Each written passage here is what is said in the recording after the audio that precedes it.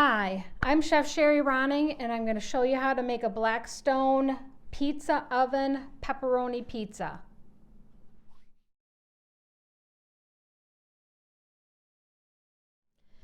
A Blackstone Pizza Oven pepperoni pizza is pretty easy to make. Just need a couple things. Cornmeal for the bottom, a little bit of flour for your fingertips, some dough of choice. You can get the prepackaged dough. I like to make my own dough, and the recipe is on my website under Blackstone Pizza Dough. Blackstone Pizza Dough.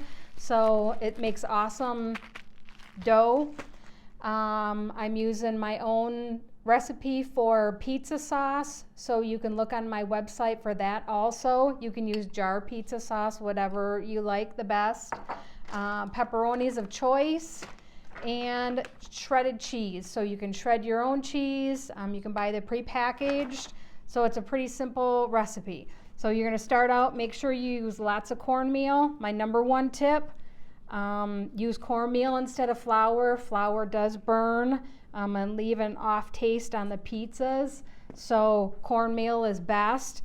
Underneath the pizza. So this dough I made a couple days ago. You're able to actually, the recipe will make several of these. This is a 4-ounce, going to be a 4-ounce personal size pizza. It'll be about 6 or 7 inches. So you can use bigger, like larger amounts, smaller amounts. So I'm just going to get it out of the bag here. Use a little bit of flour on my fingertips. Comes off pretty easy. Then I'm just going to use a little bit like that and just roll it around. The dough is a little bit sticky, so just depends on how much flour you use. It can be a little bit sticky, but don't let it intimidate you. Just use a little bit of flour and just work it around. You know, if it starts sticking to your fingertips, then just add a little bit more and just work it in. It's not going to hurt it. So different ways you can do your crust. You could put it on here, roll it out with the dough or with a rolling pin. If you like thin crust, then you can do it that way. You can take and put it on here and press it down with your fingertips. I like to just hold it up and just kind of stretch it a little bit and just stretch it just so that let the gravity of it kind of work into shape. As you can see, like there's a thin spot there, and that's okay. It'll be okay. So I'm just going to stretch it just a little bit and then put it down. It's kind of sticky right there. So I'm just going to put a little bit of flour on my fingertips, a little bit of flour on top of here. It's not going to hurt it on the top part. And I mean, even if you do use it on the bottom, it's just personal preference. I prefer to use a cornmeal. I find that it slides off of the pizza peel easier. And that too is another thing. I make it directly on the pizza peel. You can do it like on a board and then kind of slide it off on the peel. You can use a pizza pan, make it on the pizza pan and put it on there. I like to just do it directly on the peel and then slide it right on the stone of your pizza oven. So we're just going to get it stretched out. When you have it stretched out to the desired thickness, I like to have like nice and puffy edges. So I have a tendency to have it thinner in the middle and then thicker along the edges. And mine isn't perfect round, like a perfect round. You kind of just go by how the dough wants to work. You know, don't force it into a perfect round. Alrighty. So we got our dough. Now we're going to build on it. I'm going to do some of the sauce, a layer of the sauce. And this all too is, you can build this kind of however you want. You can add cheese, you can put the sauce on the top. This is just how I build mine. So I don't like a ton of sauce. Some people I know like a lot of sauce. So just kind of make it your own. And I like to leave a little bit of rim around it. So then, and another thing, this is how I do it. My daughter says I make it wrong, but I like to do a thin layer of cheese.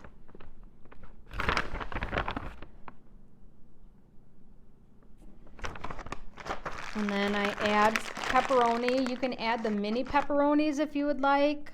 You could, any kind that you want. You can do any toppings. If you don't like pepperoni, then mix it up.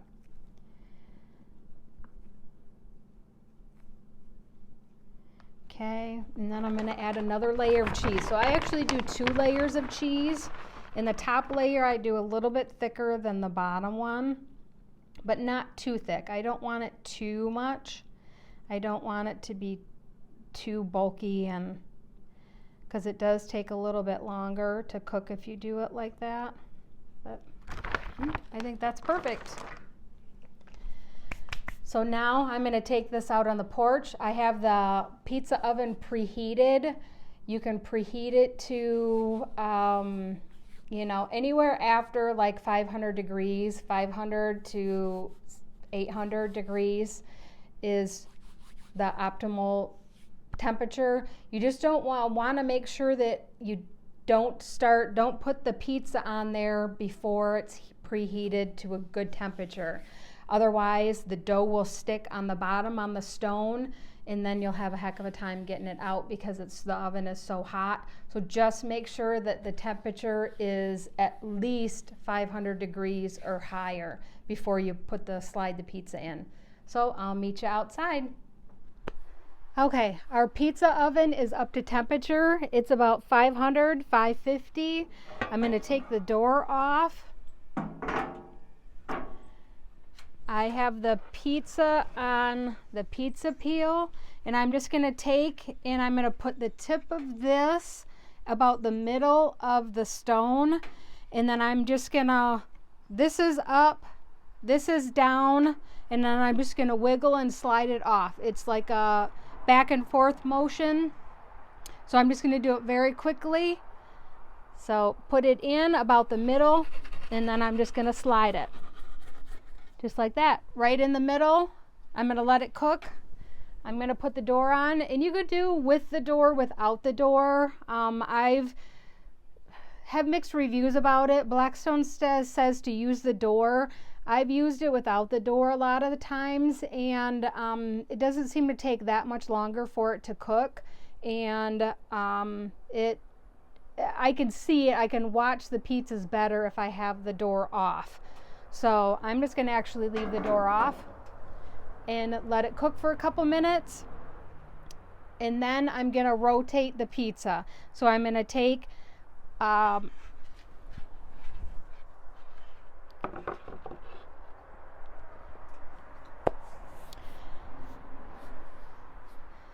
tip that I have for you is to make sure when you put the pizza in the pizza oven, if you have it directly on the stone, let it cook for several minutes and let the crust get nice and browned, and then before you try to turn it. The pizza oven, mine I found, is warmer in the back than it is the front, obviously. And so then about halfway through, I like to just rotate the pizza. And I only just do it just usually once, sometimes more than that, but normally just once. So I watch it, and I'll usually about 2 minutes. This size of pizza is it's a 6-7 inch pizza. So it's going to cook within like under 6 minutes. So I'm going to let it cook for 2 to 3 minutes, and then I'm going to rotate it. But you want to make sure that you don't rotate it too soon, or otherwise it's going to stick to the bottom and you're going to destroy your pizza. Believe me, I've done it before. So don't do that. Let the crust get nice and crispy before you try to turn it. So my number 1 tip that I have for you. Another tip that I have for you is I have this wooden one.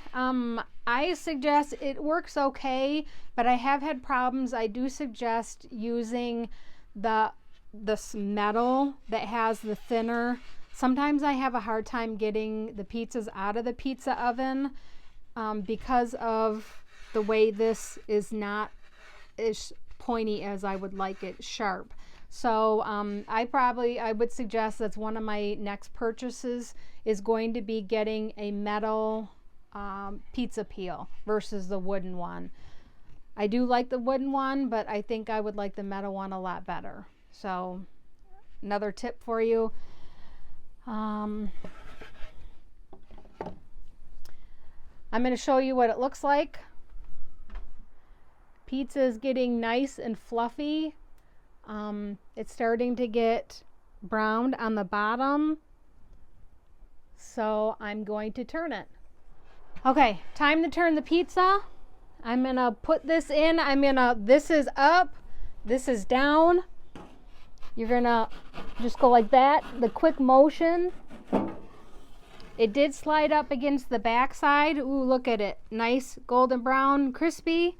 But this side is not quite as done as I would like it. So I'm just going to turn it. But look at how nice and fluffy that is, puffy.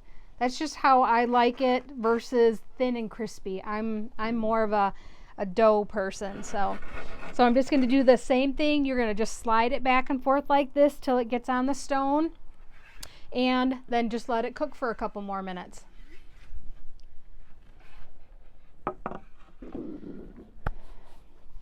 Another tip that I have for you is if you're cooking several pizzas, one right after another, this works perfect for that. I put on a new tank and I've used it several times for hours at a time. I think the first time I did three hours, maybe more than that with warm up. And then the other day I used it again and the tank isn't barely empty at all. So, when